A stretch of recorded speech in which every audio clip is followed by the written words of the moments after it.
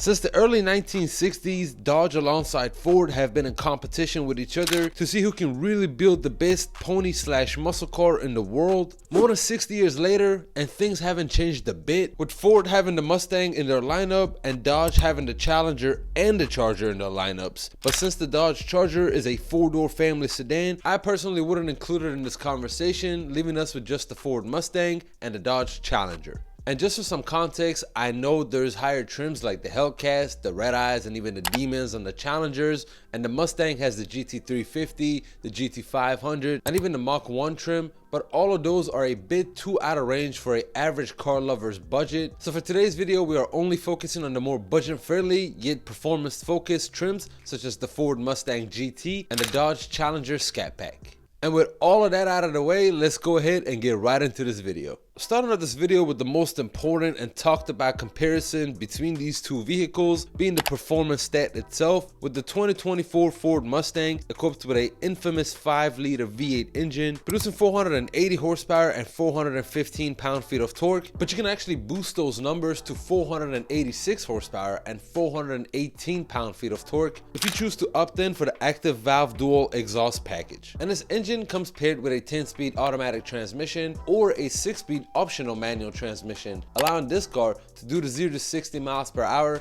in 4.2 seconds and a quarter mile in 12.5 seconds at 114.7 miles per hour. The Dodge Challenger Scat Pack, on the other hand, is equipped with a 6.4-liter naturally aspirated V8 engine producing 485 horsepower and 475 pound-feet of torque, which is also either paired with an 8-speed automatic transmission or an optional 6-speed manual transmission, allowing this car to do the 0 to 60 mile per hour in 4.1 seconds and a quarter mile in 12.2 seconds, just barely beating out the Mustang GT. However, since the numbers are almost identical with each other, performance stats alone are not going to be enough for us to decide which one of these two cars is the best. Now, another major component of going fast in a rear-wheel drive American car like these two beasts is how much power you can actually put out on those rear-wheel drive tires without spinning the entire time. And that's exactly why tires are very important on cars like these two, as they could affect your 0 to 60 and quarter mile time significantly.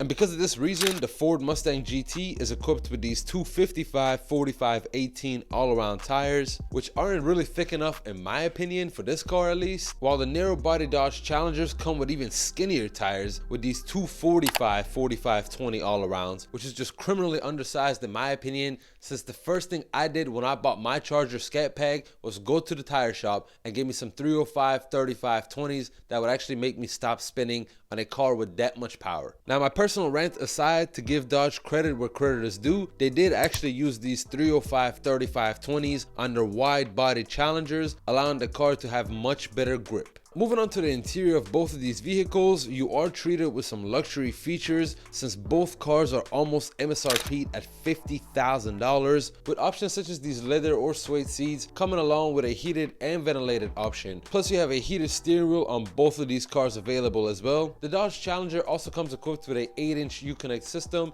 that allows you to go to a pages called the Performance Pages, which in return allows you to choose the different modes you would like to put your car in, ranging from an eco mode all the way to a track mode that stiffens up the suspensions and the steering of your vehicle. The Ford Mustang does come with a similar feature as well, it just doesn't have a dedicated performance pages like the Dodge Challenger does. But you can still put your car in different modes just like the Dodge Challenger, and in return the Ford Mustang's exhaust will open up and the steering and the suspension will get much stiffer for a much more engaged ride as well. Now, everything we discussed so far will lead me to my final point, which is that these two cars are almost identical as far as performance goes and the features that they offer on the interior and the exterior of the vehicles. So the car you choose really depends on which brand you like or which kind of styling you're going for. Like if you're going for this old school look with the Challenger, or if you're going for this much more modernized look with the Ford Mustang GTs. If you enjoyed this video, be sure to give it a like and subscribe for more content like this. And also, let me know which cars you would like to see me compare next.